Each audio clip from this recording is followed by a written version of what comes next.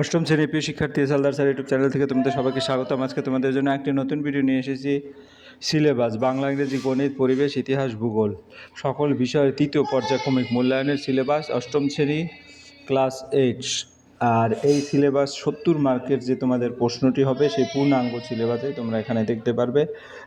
তাই আমরা সরাসরি চলে যাওয়ার আগে তোমাদের বলবো, তোমরা যারা এখনও আমার চ্যানেলটিকে সাবস্ক্রাইব করনি তারা এখনই চ্যানেলটিকে সাবস্ক্রাইব করে বেল আইকনটি প্রেস করে দাও এরকম আরও অনেক ভিডিও পাওয়ার জন্য।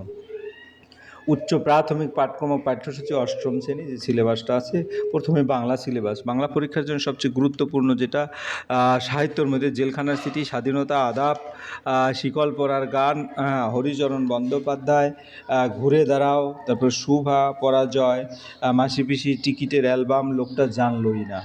হ্যাঁ, এখন আমরা যদি বলি জেলখানার সিটি, আমি একটা তোমাদের ধারণা দিই, বাকিগুলি তোমরা কিন্তু ওভাবে পড়ে নিবে। যেমন জেলখানার সিটি থেকে কী করবে, রচয়িতা তার পরিচয়, রচনার পটভূমি, জেলখানার অভিজ্ঞতা, তারপরে স্বাধীনতার আকাঙ্ক্ষা, দেশপ্রেম ও জাতীয়তাবোধ, বন্দি জীবনের অনুভূতি, দেশের মানুষের প্রতি ভালোবাসা, লেখকের চিন্তাভাবনা, আদর্শ, গুরুত্বপূর্ণ শব্দের অর্থ পড়বে, প্রশ্নোত্তর, ব্যাখ্যা, সারাংশ বা সারমর্ম, লেখার মূল বক্তব্য। মেন কথা হচ্ছে গুরুত্বপূর্ণ হচ্ছে লেখাটির মূল ভাব, তারপরে লেখকের দেশপ্রেম, জেল জীবনের বর্ণনা, গুরুত্বপূর্ণ প্রশ্ন উত্তর। আশা করি এরকম পড়তে পারলে তোমরা কিন্তু পূর্ণাঙ্গ উত্তর দিতে পারবে। এরপর স্বাধীনতা, একটা কবিতা যদি বলি, এই কবিতার রচয়িতা, কবিতার মূল ভাব, স্বাধীনতার অর্থ, এভাবে করে তোমাদের এখানে কিন্তু আমি এভাবে বললে অনেক সময় লাগবে, কাজে তোমরা দেখে নাও। হ্যাঁ, এভাবে ভালো করে পড়ে নেবে। তারপর আদাব, আদাবের মধ্যে পড়তে হবে যে গুলি আছে, গুরুত্বপূর্ণ টপিকগুলি আছে, সেটাও তোমরা শিকল পরার গান 4 নম্বর যেটা। তারপরে হরিচরণ বন্দ্যোপাধ্যায়ের যে গল্প, সেখান থেকেও কী পড়বে, ঘুরে দাঁড়াও, এখান থেকে যা যা পড়তে হবে সেগুলিও কিন্তু এখানে গুরুত্বপূর্ণ টপিকসগুলিও দিয়ে দিই। সুবার মধ্যে যেটা পড়তে হবে সেটাও তোমরা দেখে নাও এক এক করে। তোমার 8 নম্বর পরাজয়, পরাজয়ের ক্ষেত্রে কী পড়তে হবে, মাসি পিসির কী পড়তে হবে, সমস্তটাই কিন্তু তোমরা স্ক্রিনশট মেরে নিয়ে তারপর দেখে নিই। কিন্তু টিকিটের অ্যালবামেও কী পড়তে হবে সেটা দেখে নাও।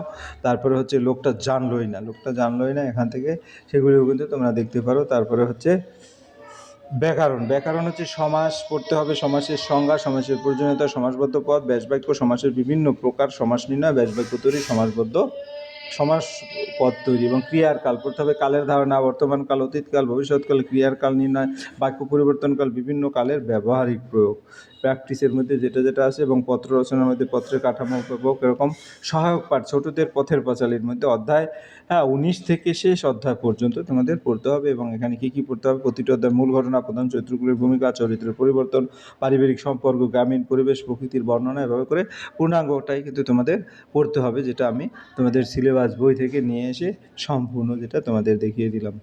এরপর আমরা ইংরেজি চলে আসি। ইংরেজি সিলেবাস যেটা টেক্সট লেসন, আনসিন কম্প্রিহেনশন, এগুলি পড়তে হবে এই লেসন থেকে। যেমন সিন যেগুলি, দি হ্যাপি প্রিন্স, তারপরে lesson 9 summer friends, lesson 10 tales of childhood, তারপরে সাথে পেজ নম্বর দেওয়া আছে। Lesson 11 midnight express, lesson 12 someone Walter de la Mare, তারপরে যেটা লিখেছে। তারপরে lesson 13 the man who planted trees, ঠিক আছে। এরপরে unseen comprehension from reference book, newspaper হতে পারে, ম্যাগাজিন হতে পারে, short story, biography, grammar and ভোকাবুলারির মধ্যে different usages of close, joining বা using infinitive, narration change of voice, তারপর কারেক্ট ফর্ম অফ ভার্ব, প্রেজ, present, perfect continuous tense, past perfect continuous tense, make sentence. হ্যাঁ, এরপরে রাইটিংয়ের মধ্যে প্যারাগ্রাফ রাইটিং, বিভিন্ন how we spend the with your pet during summer vacation, এরকম করে letter writing, তারপরে তোমার কনভার্সন, তারপরে কনভার্সন এবং অটোবায়োগ্রাফি, স্টোরি রাইটিং। এরপরে গণিত সিলেবাস ক্লাস 8 ম্যাথমেটিক্স, যেটা ডিটেল সিলেবাস, যেটা লেখচিত্রের ধারণা, বিভিন্ন রশ্মি লেখচিত্র, তথ্যকে লেখচিত্র প্রকাশ, এরকম সমীকরণ গঠনের মধ্যে যেটা শিখবে।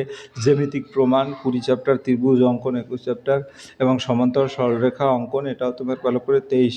প্রদত্ত সরলরেখা থেকে সমান 3টি ভাগ 5টি ভাগ, এখান থেকে কিন্তু প্রশ্নই আসবে। এবং পরবর্তীতে চতুর্বিধাংশ মজার অঙ্কর মধ্যে যেগুলি আছে। এবং এরপরে পরিবেশ ও বিজ্ঞান সিলেবাস, যেটা প্রথম অধ্যায় তাপচাপ, দ্বিতীয় অধ্যায় পদার্থের গঠন, ষষ্ঠ অধ্যায় জীবদের গঠন, প্রথম অধ্যায়ের মধ্যে ভৌত, পরিবেশ ও আলো, এগুলিও কিন্তু তোমাদের তৃতীয় অধ্যায় কয়েকটি গ্যাসের পরিস্থিতি, চতুর্থ অধ্যায় প্রকৃতি ও জীবজগতের বিভিন্ন রূপে কার্বন যৌগের অবস্থান, সপ্তম অধ্যায় অণুজীবের জগৎ, নবম অধ্যায় অম্ল, ক্ষারীয়, প্রকৃতি ও ব্যবহারিক, দশম অধ্যায় জীববৈচিত্র্য, পরিবেশ, সংকট ও বিপন্ন প্রাণী সংরক্ষণ, একাদশ অধ্যায় আমাদের চারপাশের পরিবেশ ও উদ্ভিদ জগৎ।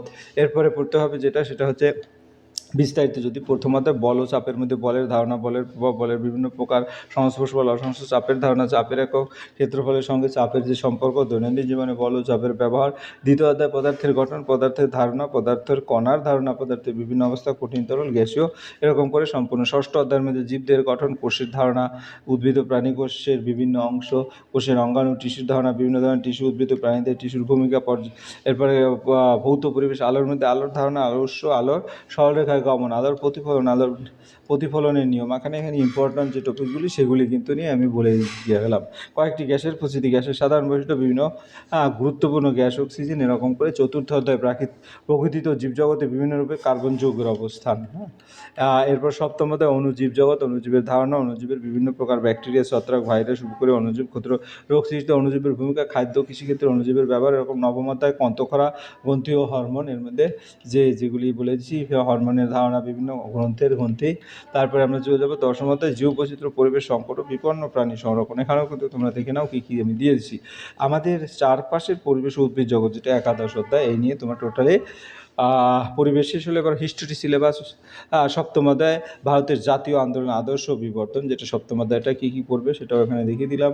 তারপরে গিয়ে হলো তোমার অষ্টম অধ্যায় সাম্প্রদায়িক থেকে দেশভাগ, এই অধ্যায়ে যা যা পড়বে সেটাও কিন্তু এখানে দেখিয়ে দিলাম।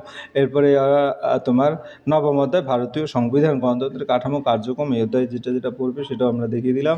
এবং তৃতীয় অধ্যায় গুপ্ত সাম্রাজ্যের ইতিহাস, এটাও কিন্তু তোমার ফের যেগুলি ফার্স্ট এবং সেকেন্ড ইউনিটে আছে গুরুত্বপূর্ণ টপিক, সেগুলির মধ্যে কিন্তু এগুলি। চতুর্থ অধ্যায় পাল ও সেন যুগ, এটাও তোমাদের পড়তে হবে।